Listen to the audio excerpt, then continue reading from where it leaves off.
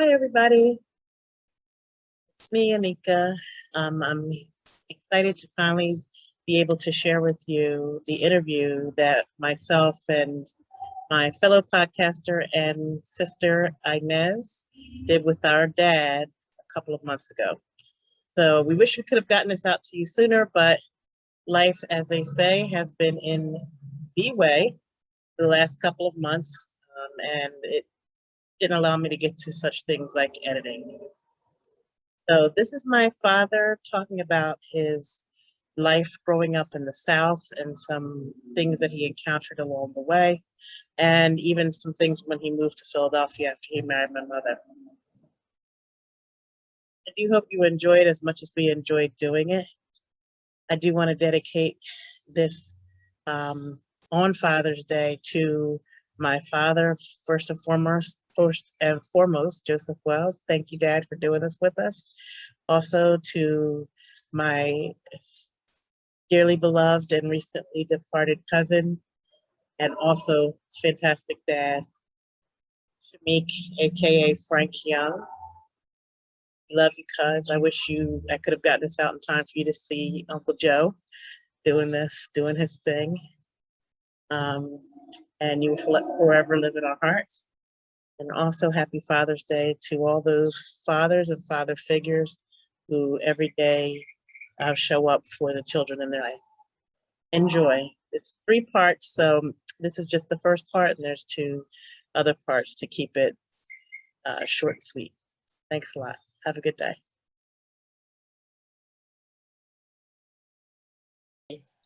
Well, Dad, first of all, thank you for joining us today, your daughters.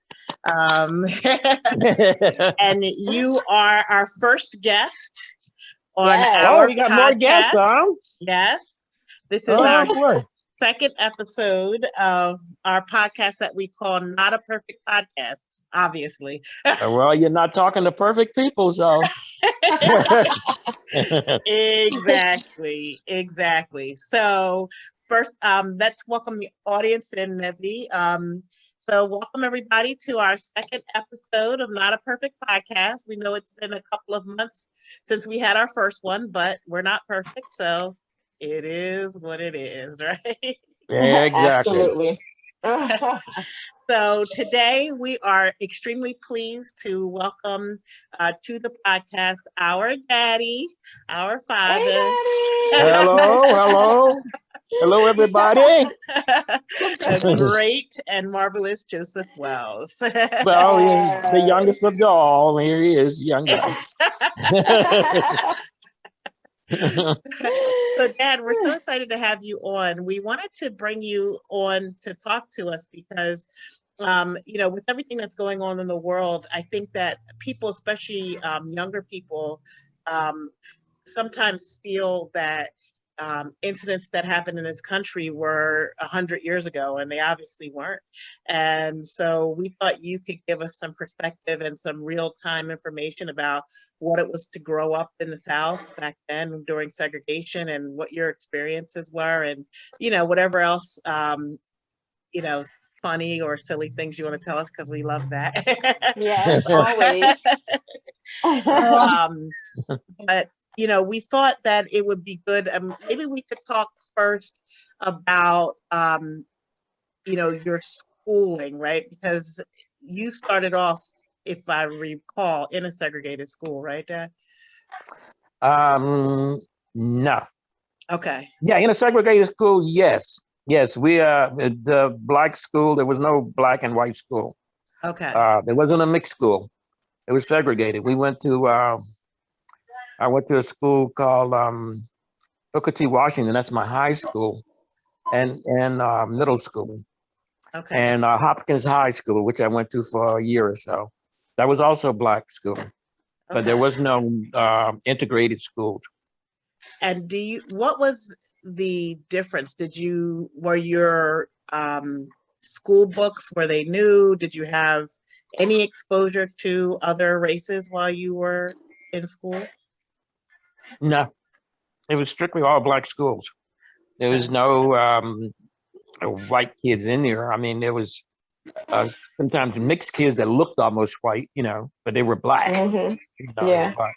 But there wasn't any white kids going to our schools. No. Ah, So would you say that the Yeah. quality of your education, your materials, and all of that would have been less than your white counterparts? Perhaps at that time we didn't know. You know what I mean? Hmm. We were getting schooled, and that's what we knew. mm, Yeah. Now later on, when my brothers, my brothers are a little younger than me, when they came along, I think they integrated maybe one or two of the schools, and I think one or two of them went to a partially integrated school. oh, wow. But Mhm. you weren't, you didn't experience the integration piece Oh of it. no, no, no, no, no. We went to I went to all black schools. One of my one of my early elementary schools, I say I was probably in the 6th grade or something like that. It was in a little school in a graveyard, and Oh. Oh but it my. was fun. I mean, we were kids, and kids don't really, care about all the other things. All they know is what's happening now, and if they're having fun, Yeah. we had fun. We didn't have no. I don't think we even had a projector in that school, and we had a cook there that cooked the lunch, and the lunch was good because it was a good Southern cook, that cooked the lunch. We played Right. out around the graves and under the schoolhouse because Oh. it was raised off of bricks, We go Okay. up under there and play Hold with on. bugs or something, That was so found these normal. found these You little used to bugs. play We out call them around the grave. hackadoodles, and we'd hack around in the hole with the bugs and stuff. But to us, it was fun. I'm So, glad that you were so at peace with playing around the graves in the grave. well, we went to school. It was in the graveyard. That little school. They closed it down after I guess many years, a few years after I was out of there and went to a high school. Right. But we enjoyed it. I mean, we didn't care. It's like kids don't really care about a whole lot of things, at young ages. If you weren't aware enough We to weren't care. aware, we we lived in the South. We lived in the down. Well, we didn't consider ourselves living in the real country because our cousins lived in the real, what they call country, around all the cotton fields and all that, So, and we would go down there, during the summer, but we lived in the woods. We weren't in the city part of Columbia, Okay. Right. and so a lot of times I would walk back and forth, to school, across a trestle track, with the, with a trestle, like a bridge, like where the trains run over. Oh, Yeah. yeah, no, I Go didn't know across what a that. Mhm. trestle was. Yeah. We would walk across that sometimes, cut through the woods and come home, But so much as with the white kids, we had no dealing, much with them. Right. It was just the black and the white. And you didn't try to go with the rest except for the work or something, Okay. So we went to, I worked for, with one of the guys, a man that managed the veterans housing in Columbia. And my mother worked for him. He was a realtor and he was into a lot of stuff. And he had a big old house. And my mother actually raised his kids. Really? Yeah, she cleaned the house and raised their kids and everything. From the time they were little, just before toddlers, actually, she would raise them and clean the house and do the cooking and all that stuff. Wow. And did you ever go over there with her anytime? Oh yeah, I would go over there and I would do the floors a lot of times. I would like polish the hardwood floors, So she didn't have to do that. I would do that kind of stuff, and I would rake the yard. He had about 2 acres of yard, so I would either cut it or rake it, and take all the leaves in a sheet and place way down behind, or take all the leaves back there and dump them down a hill down there way down behind the house. How old were you when you were doing that type of work? Oh God, I must have been I guess 13 years old, Okay. 14, 15 years old, up into that time. Yeah. Was And So then what's I the worked. earliest, Hmm? what's the earliest that you remember working? I thought I had remembered you telling us um, not long ago that when you were really young, you would help your mother. At some point, you had to pick cotton. Is that correct? Oh, we picked cotton. Oh yeah. Yeah, we would get And out on the how truck. young were you doing that? That was we were young. I guess at that time I must have been 7, 8, 9 years old, something like that. Somewhere around. I was very young, and my father would go to work. At that time, my father drove truck. I think it was. He delivered. I don't know what he delivered. He picked up stuff, and I guess he was like a food hauler or something in a truck. And we would go out. We would get up like 3 o'clock in the morning, 4 o'clock in the morning, and the truck would come to the truck. The white man that had the cotton fields that we picked in was about 25 miles away, 25, 30 miles. So we would come down like 4 o'clock, 5 o'clock in the morning, 4 o'clock in the morning, and pick all this up, a bunch of us, and we Mhm. would ride down to the field so that by the time the sun came up, we could have our cotton bags on, have our sheet. We had burlap sheets, made out of burlap, and we would put them down at the end of the rows and maybe put a piece of clothes or something we had on them so everybody knew who theirs were. And Right. then we had burlap bags we made a strap that ran across our shoulder to hold it across our shoulder, and then we would go down to the end of the field and we stopped picking cotton and work our way back towards where the sheets were.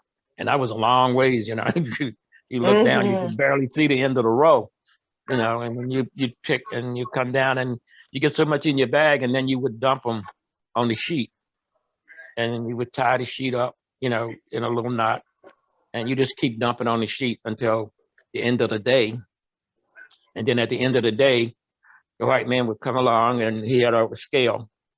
I think it was on the back of his truck, and he would pick the sheets up and weigh them, and then write down, what the weight was, and pay you so much for the weight of the cotton. That's what they get. And then he would take it off. They would take it and take it to what they call a cotton gin, and they would sell it there. How many hours were you working? I mean, you started early. Yeah, we start like 5 o'clock in the morning, and we worked till about 12, 5 or 6, and worked till about 12.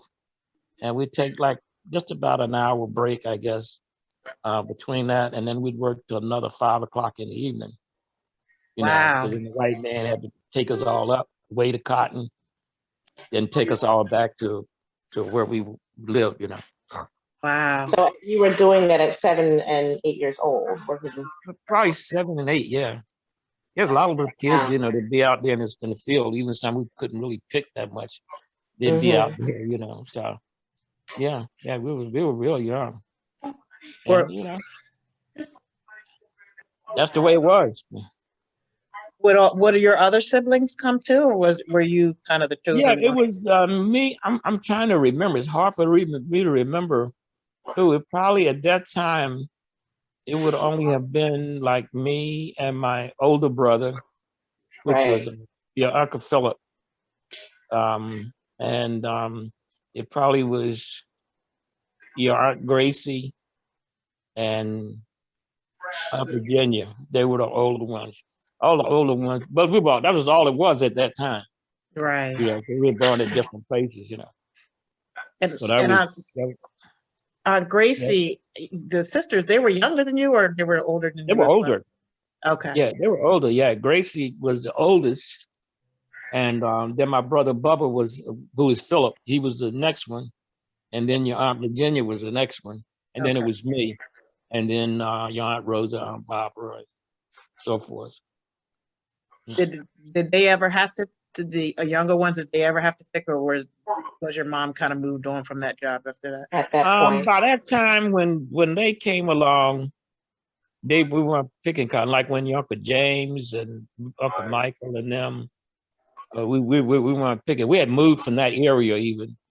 You know, when they were, because Uncle James, trying to think about Barbara Ann. I think Uncle James, Barbara Ann, and Uncle Michael, I think they were either born on what they call Wheeler Hill or Atlas Road. And Wheeler Hill was in the city up on a hill. It was Wheeler Street, and we call it the Hill.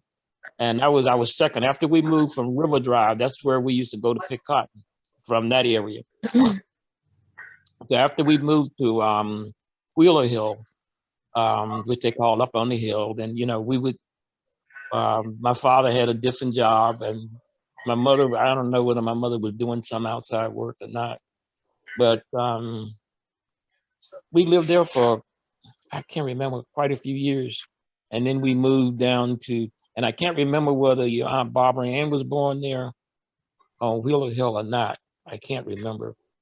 But I think your Uncle James and your Uncle Michael was born on Atlas Road. We had moved out of the city then. And we had moved into, they was building up this area down there. And my father and the minister, they got together and we built a house down in there. And we stayed there until we were grown. That's where Uncle Michael and Uncle James, your Uncle James, they were brought up mostly in there. And your Aunt Barbara Ann, they were all, you know, brought up down in that area more or less. So that was a newer house? Oh yeah, it was yeah, my father had built that house. It's torn down now. But he had built that house. It was so full of snakes after a while because it was in a field when it was born. Oh my. Yeah, because my mother, she moved out of there after a while because she went to, I think, reach back in the back. You know how the old radios, you remember how the old radios look? You know, they sit on the table. But she went to reach back in there one morning. She had left the radio on, and there was a snake on the back of that radio. Oh no. That was it. And we didn't have like snakes like Jersey now.